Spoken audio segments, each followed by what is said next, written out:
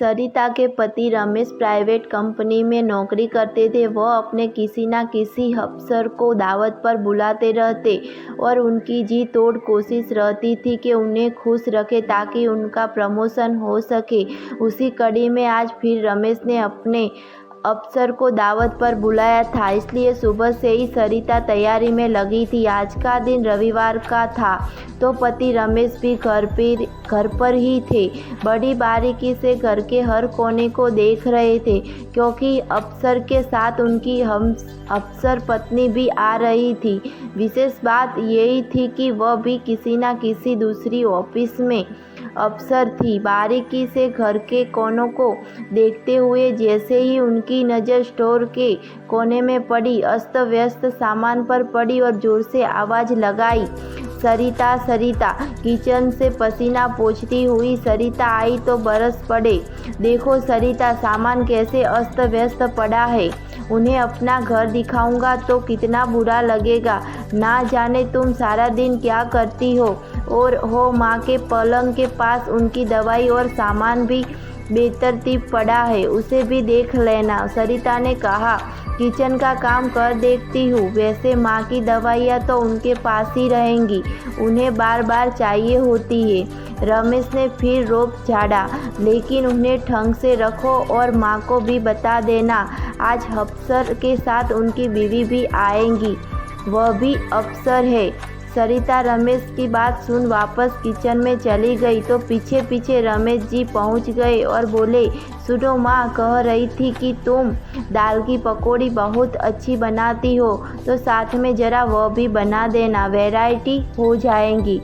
सरिता सोच रही थी कि वैसे भी रमेश जी ने मेनू अच्छा खासा तैयार कर दे रखा था, अब पकोड़े। लेकिन रमेश जी की फरमाइश को दरकिनारा करना उनकी आदत में नहीं था, तो जल्दी से दाल भिगो दी। तभी उनकी बेटी मोनू किचन में आई, बोली, वाह मम्मी, आज फिर ने पापा के अफसर की दावत, अपनी तो मौज हो गई। आप तरह तरह की वैरायटी बनाऊंगी, चलो मैं भी थोड़ी हेल्प कर देती हूँ। दोनों तैयारी में लग गई। शाम 6 बजे तक घर और खाना तैयार था। अब अफसर और उनकी बीवी का इंतजार था।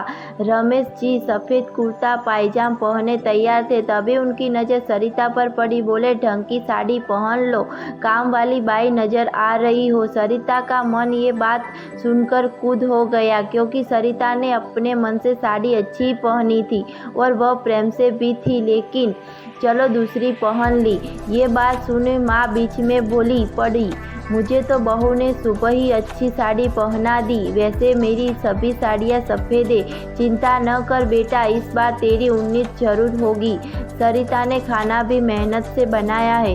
तभी बाहर गाड़ी के हॉर्न की आवाज़ आई और रमेश जी मेन गेट पर पहुँचे। अपने अफसर को स्वागत करने को खड़े हो गए। पीछे पीछे सरिता भी मुस्कुराती हुई अभिवादन के लिए पहुँच गई। साहब के साथ उनकी पत्नी, जो बहुत ही सादगी भरी अथेड़ महिला थी और सौम्य और सुंदर लग रही थी, उन्हें पहले बैठक में बैठाया गया। हर चीज़ करीने से सजी थी। साहब व उनकी पत्नी को माँ व पूरे परिवार से मिलवाया तो बड़ी खुशी से सरिता से बातें करने लगी। थोड़ी देर में डाइनिंग टेबल पर खाना लगाया दिया। जैसे ही खाना शुरू करने लगे, साहब की बीवी बोली, सरिता तुम भी साथ आ जाओ। संकोच करती हुई सरिता बोली, नहीं मैडम, आप लोग लीजिए, मैं आपका खाना परोसती हूँ। रमेश भी अपनी पत्नी की बात से सहमत बोल पड़े।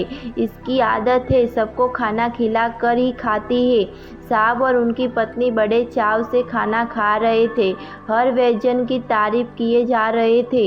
मन ही मन रमेश जी को अपना प्रमोशन नजर आ रहा था। खाना खाने के बाद साहब की पत्नी बैठक में बैठते हुए सरिता से भी पास बैठने को कहा।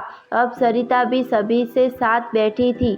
रमेश जी को लगा कहीं अंग्रेजी शब्द उलट पुलट न बोल दे। सरिता के बैठते ही बोले, जरा सोफा सुपारी लाना। तभी मोनू किचन से सोफा सुपारी ले आई और बोली, मम्मी आप बैठो। साहब की पत्नी सरिता के काम करने के तरीके से काफ़ी प्रभावित हुई। वे तारीफ कर रही थी, सरिता तुमने खाना बहुत अच्छा बनाया और दाल की पकौड़ी तो मेरे पति की फेवरेट है, लेकिन मुझसे नहीं होता, मार्केट से ही मंगवाती हूँ। ये सब काम तुम कैसे मैनेज करती हो? बड़ा मुश्किल होता है। शादी के बाद तो 2-3 साल तक मेरी भी कोई जॉब ना थी, तब मैंने घर संभाला था। मुझे पता है बड़ी मुश्किल होती है। वास्तव में तुम हाउसवाइफ नहीं, होम मेकर हो। घर भी तुमने कितनी खूबसूरती से सजाया है, हर कोना तुम्हारे घर के प्रति समर्पण को दर्शाता है। तभी रमेश जी के अफसर बोल पड़े, अरे भाई रमेश, बीवी हो तो ऐसी, अपनी बीवी से ही सीख लो। अपने ऑफिस की टेबल तक मैनेज नहीं कर पाते तुम तो इन्होंने पूरा घर मैनेज कर रखा है। उनकी बात सुन रमेश जी क्या कहते, खिसाई हंसी में हंस पड़े, बोले सही कहा साहब, बीवी हो तो ऐसी। दूसरे दिन ऑफिस से आते हुए रमेश जी मिठाई का डब्बा लेकर घर आए। आज उनका ऑफिस में प्रमोशन हुआ था, साथ में 2000 का बोनस भी था। खुशी से रमेश जी ने भगवान को भोग लगाकर लड्डू हाथ में लिए सरिता को आवाज़ लगाई और सरिता कुछ पूछती उससे पहले ही सरिता को लड्डू खिलाकर आज खुशी से बोल पड़े, तुम तो वास्तव में होम मेकर हो। साहब की बीवी सही कहती थी और साहब ने भी सही कहा कि बीवी हो तो ऐसी। आज रमेश जी के मन में बात निकली थी, जिसे सुन सरिता, माँ और मोनू एक दूसरे को खुशी से देख रहे थे। आज बरसों बाद हमसफरों को दी गई दावतों की मेहनत सफल हो गई थी। आपको ये वीडियो पसंद आया हो तो प्लीज़ लाइक और सब्सक्राइब कीजिए।